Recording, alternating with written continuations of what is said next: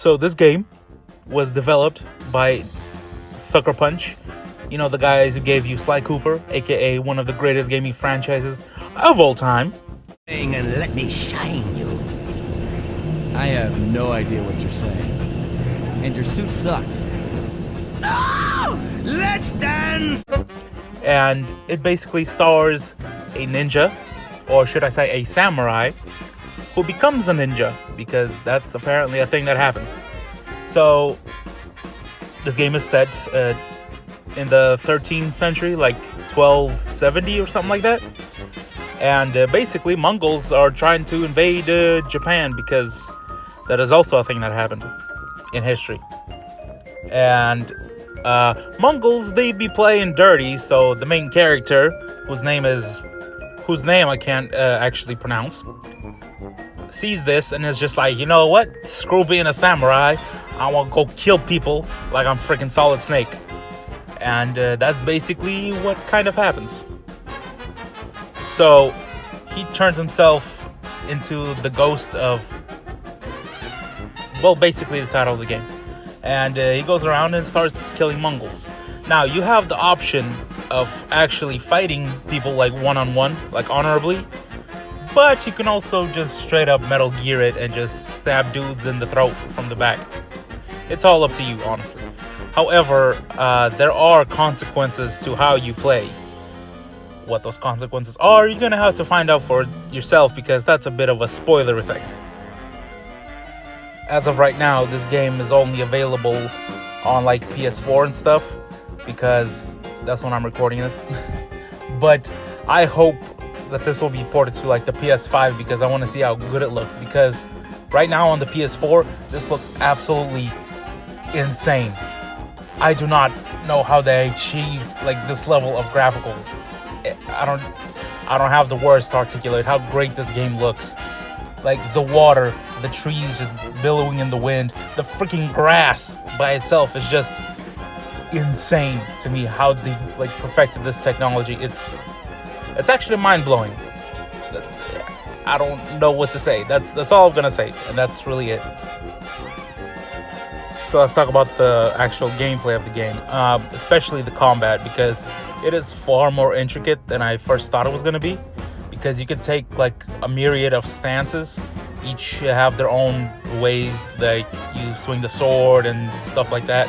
You can use other weapons like smoke bombs and kunai and all that other stuff, but your main thing is probably going to be the sword.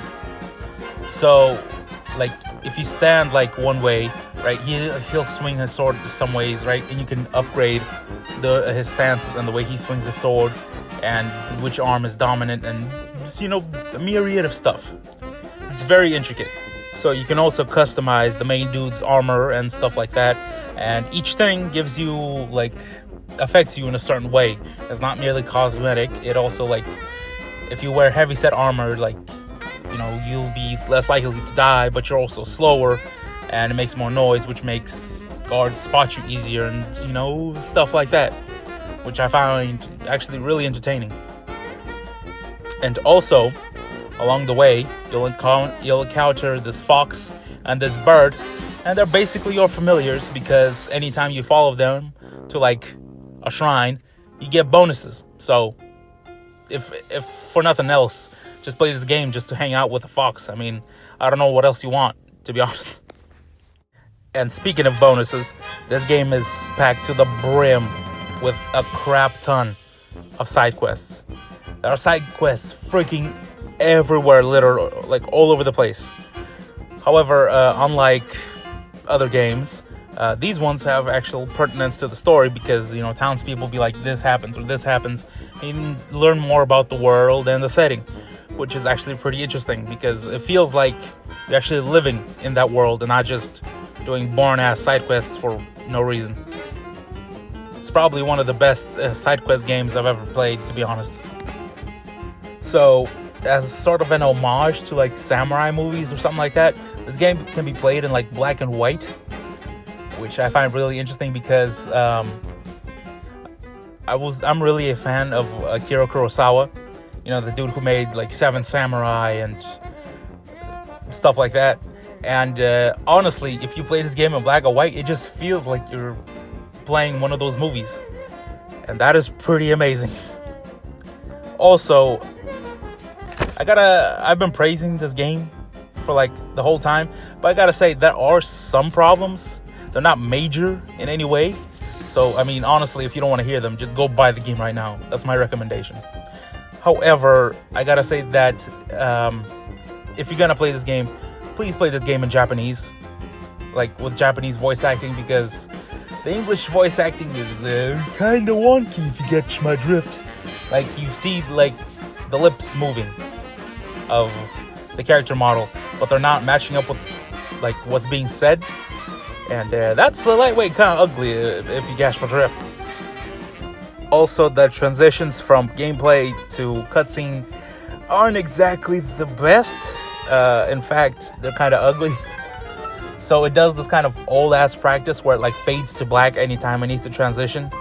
And honestly, for the PS4, that's kind of an old concept, and they should really have updated that. But honestly, these are my minor gripes to what is a fantastic game, and I recommend that you buy it like right the hell now at full price. It is that good. Just go buy it.